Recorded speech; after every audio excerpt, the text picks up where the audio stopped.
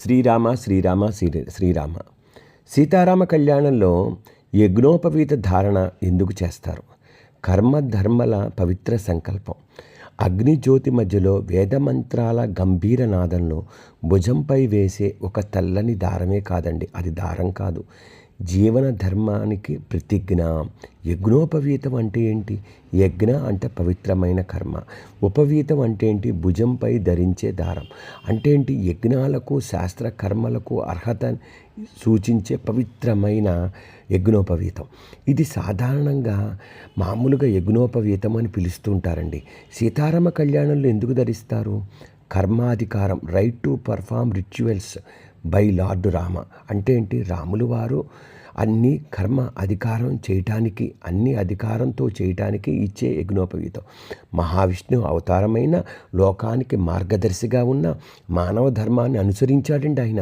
అందుకని యజ్ఞోపవీత ధారణ చేశాడు, కర్మలు చేయడానికి సిద్ధమయ్యాడు. వివాహం ఒక యజ్ఞం అండి. వివాహం అంటే కేవలం బంధం కాదండి, ఒక గృహస్థాశ్రమ యజ్ఞం. యజ్ఞోపవీతం ధరించడం ద్వారా ఈ పవిత్ర యజ్ఞాన్ని నిర్వహించడానికి నేను సిద్ధమనే సంకేతం అండి. 3 రుణాలు ఉంటాయండి ప్రతి మనిషికి. ఆ రుణాలు యజ్ఞోపవీతంలో 3 తంతువులుగా ఉంటాయి. 1 ఋషి రుణం, 2 దేవరుణం, 3 పితృణం. ఇవి మనిషి జీవితంలో తీర్చవలసిన బాధ్యతలండి అని యజ్ఞోపవీతం చెప్తుంది. జీవితం కేవలం స్వార్థం కాదండి, బాధ్యతల యొక్క యాత్ర. శుద్ధి నియమం. యజ్ఞోపవీతాన్ని ధరించిన తర్వాత మనసు శుద్ధి అవుతుందండి. అంతేకాకుండా శరీరం శుద్ధి అవుతుంది. ఆచరణ 3 శుద్ధిగా ఉండాలండి, అదొక నియమం, ఒక నియంత్రణ. దాంపత్య ధర్మానికి ప్రవేశం ద్వారా, వివాహం ద్వారా బ్రహ్మచర్య నుండి గృహస్థాశ్రమానికి మార్పు యజ్ఞోపవీతం. ఈ మార్పును పవిత్రంగా స్వీకరించే సంకేతం అండి ఈ యజ్ఞోపవీతం. ఆధ్యాత్మిక అంతరార్థం ఏమని చెప్తుందయ్యా అంటే యజ్ఞోపవీతం గురించి, జీవితం యొక్క యజ్ఞము, ప్రతి పని ఒక పూజ, ప్రతి బాధ్యత ఒక కర్మ.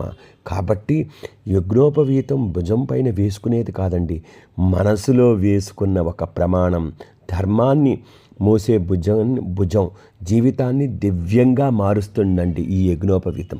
కాబట్టి యజ్ఞోపవీతానికి అంత విశిష్టత ఉందండి. కాబట్టి అద్భుతమైన విషయాలు తెలుసుకున్నాగా మరి మనం